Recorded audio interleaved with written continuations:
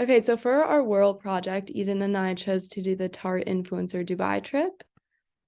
So for this example, Tarte Cosmetics had an influencer Dubai trip, and they took 29 influencers and their plus one to the Ritz-Carlton in Dubai.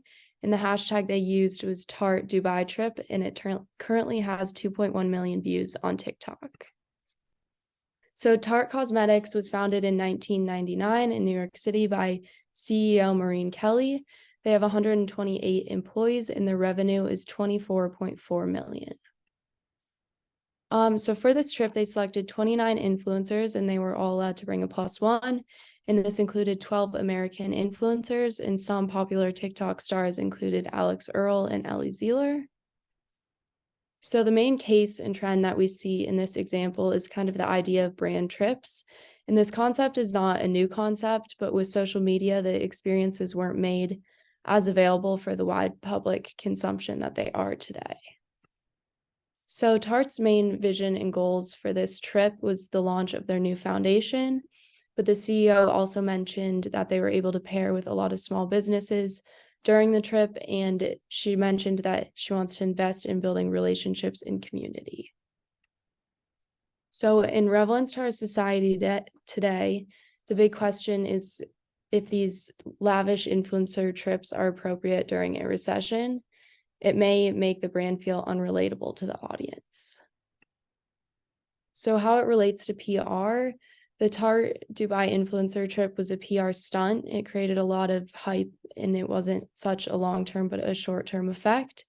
And then the PR issue is that the attention was both negative and positive, focused on Tarte's decision to host the influencer trip into Dubai during a recession. So the organization's publics, Tarte's publics, are avid makeup users, and their responses were both positive and negative to this trip.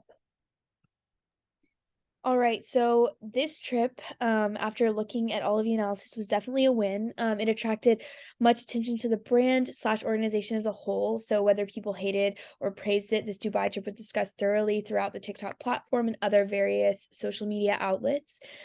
People even began to make parodies of the trip, acting like they were the influencers doing get ready with me videos and filming all the products that they used.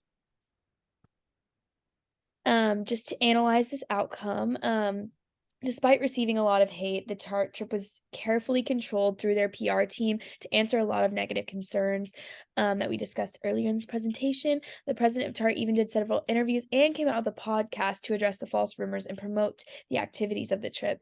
She explained how Tarte had been sending influencers on trips for a long time, so this was a normal thing, but it just hadn't been as prominent on social media until now.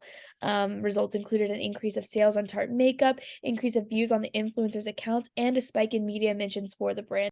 So in all, I would really just try to release more positive media onto the social scene to counteract those negative responses. I might also include giveaways for any extra products that were not used on the trip, just to reduce waste, maybe such as the makeup or clothes.